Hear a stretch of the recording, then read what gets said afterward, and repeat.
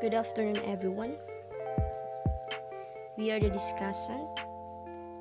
Me, Baris Mary Grace, Beata Jambay, Bermundo Matel. We are the week 4 discussant. The topic we're going to discuss about imperative mood, or in Spanish, modo imperativo. Here's our table of content. Number 1, imperative mood. Number 2, imperativo positivo and negativo. Number 3, explaining one's preferences or affirmative and negative. So, what is imperative mood? The imperative mood is used to give commands or orders in Spanish. It is a very direct way to give an order. Here are some examples of imperative mood. Alto, deténgase, pare, or in English, stop. Empuje, in English, push. No corra, in English, do not run. No fume, in English, do not smoke. No estación aquí, in English, do not park here. In addition to commands, it can also be used to offer an invitation, give permissions, or make an apology. For example, ven a mi casa, come to my house. This is an invitation. Entra, in English, come in. This is a permission. Perdóname, in English, forgive me. This is an apology. Imperativo positivo y negativo. So, we have different types of Spanish imperative verbs, which is imperativo positivo and imperativo negativo. Imperativo positivo, or imperative positive, is a Spanish verb for command or order that tells someone to complete an action or do something. For example, pasahero, paremos un taxi, taxi. In English, let's hail a taxi, cab. Conductor, subid. In English, get on. Pasahero, llevamos a la estación. In English, take us to the station. Abrochus los cinturones. Fasten your seatbelts. Pasahero, let's do vamonos, pero no conduzcas rápido, por favor. Ready, let's go, but don't drive fast, please. So, this is the Spanish imperative positive. When we are going to conjugate the ending AR in second person singular, we should remove the AR and replace it with a. And instead, we should remove the AR and replace it with e.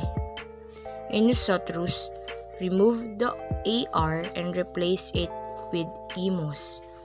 In vosotros, remove the R and replace it with D. In ustedes, we should remove the AR and replace it with an. In ER and IR endings, the two person, we are going to remove the ER and IR and replace it with E. And usted, remove the ER and IR and replace it with a. In nosotros, remove the ER and IR and replace it with amos. In vosotros, remove the R and replace it with D. And in ustedes, remove the ER and IR and replace it with an. To conjugate imperative form for to or you affirmative. To conjugate the imperative in Spanish in the second person singular to, we use the third person singular form of the present indicative. So, example 2, habla, come, viví. Example, habla con tu familia más a menudo. In English, talk to your family more often. Come sano, eat healthy. Escribe el informe que hay que hacer antes de irte a casa, por favor. In English, write the report that needs to be done before you go home, please. Imperative form for usted, you formal affirmative, is formed with same person of subjunctive mood. To conjugate the imperative mood in Spanish with the formal person singular usted, we use the corresponding form of present of subjunctive. So, example, usted, hable, viva. Example, abuela baile usted hasta el amanecer que la fiesta hoy no termina. In English, grandpa dance until dawn, the party doesn't end today. Coja su mochila, por favor. Take your backpack, please. Escriba su nombre aquí. Write your name here. In imperative form for vosotros or you all, affirmative, is formed as the infinitive. We delete the last R from the verb and add AD. To conjugate the imperative in Spanish with the second person plural, vosotros, we use the infinitive and change the final R with AD. There are not irregularities on this form. So, vosotros or vosotras is hablad, comed, vivid. For example, cantad una canción para la abuela, por favor. Sing a song for grandma, please. Vivid. Despacio no hay presa. Drink slowly, there's no rush. Salid. Pronto del trabajo si lo necesitáis, no hay ningún problema. Leave work early if you need to. There is no problem. For imperative form for ustedes or you all formal affirmative is formed with the same of subjunctive mood. Let's say adding an to the ending of usted. To conjugate the imperative in Spanish with the formal person, plural ustedes, we also use the corresponding form of present subjunctive, adding an to the form usted. Ustedes, hablen, coman, vivan. For example, pasin la fusión todavía no ha empezado. Come in, the show hasn't started yet. Coman con prudencia, eat wisely. Escriban su nombre en la parte izquierda de la hoja. Write your name on the left side of the sheet. And for the imperative form for usted, you for formal affirmative is formed with the same person of subjunctive mood. To conjugate the imperative mood in Spanish with the formal person singular usted, we use the corresponding form of present of subjunctive. Usted hable, viva. For example, abuelo baile usted hasta el amanecer que la fiesta hoy no termina. Grandpa dance until dawn, the party doesn't end today. Coja su mochila, por favor. Take your backpack, please. Escriba su nombre aquí. Write your name here. So, for example, verbos regulares.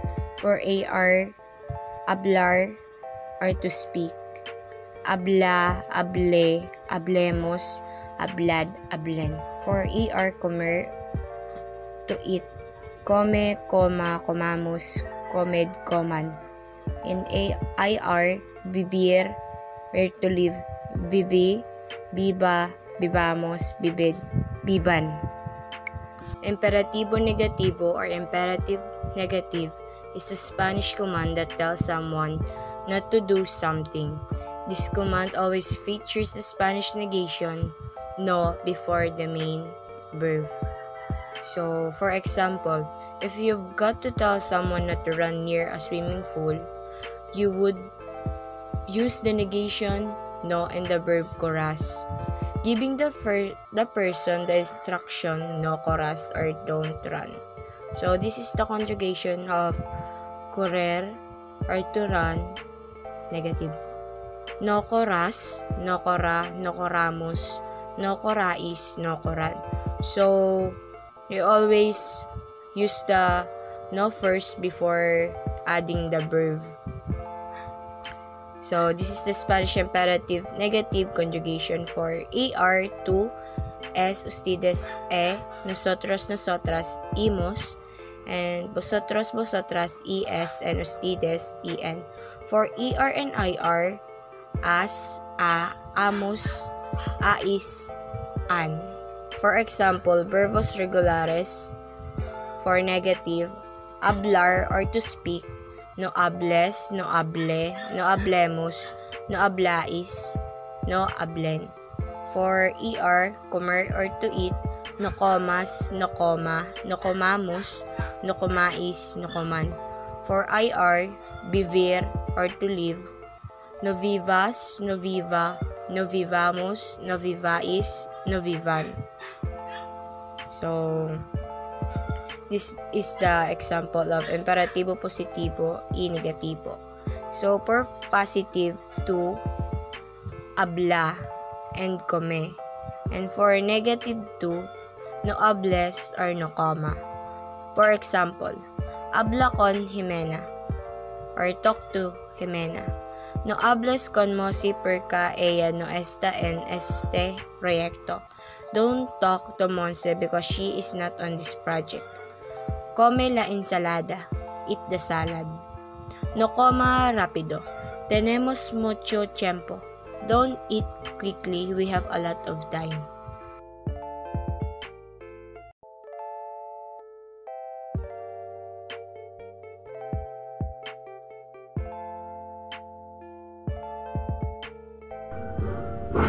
The affirmative imperative in Spanish is easy enough to learn. Our trick for the informal imperative of any regular verb is take first person singular, drop the negative O and add the corresponding vowel for AR verbs.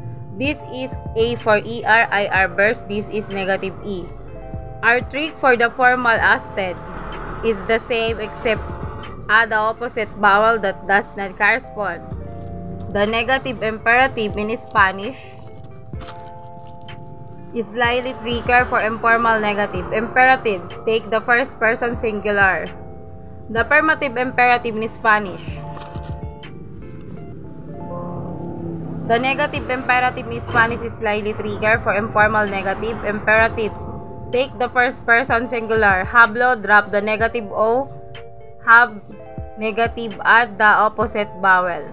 Spanish imperative at the office. We know to talk to your boss in Spanish.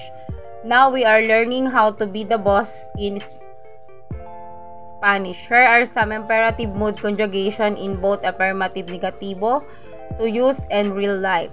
Hable con Jimena, no hables con Monse porque ella no está en este proyecto. Talk to Jimena, don't talk to Monse because she isn't on this project. When you order food in Spanish, sometimes you need to tell the kitchen about a food allergy or the spice ingredient. Don't be afraid to use imperative phrases in Spanish. To emphasize, you are serious. Note for reflexive verbs. The format is affirmative plus me, no plus me, positive, negative. Dam on a pizza, no me das di camar. On porque soy alergica. Give me a pizza, don't give me the shrimp because I am allergic. Cam la ensalada, no cam rápido. Tenemos mucho tiempo. Eat the salad, don't eat quickly. We have a lot of time. Spanish imperative for travel. You may know basic Spanish for traveling, but do you know how to use Spanish imperatives well on holiday? Here are some options for taxi cab instruction. Líbame a hotel. No me lleve. For el camino largo porque ya estoy atrasada. Take me to the hotel. Don't take me the long way because I am already late. Gan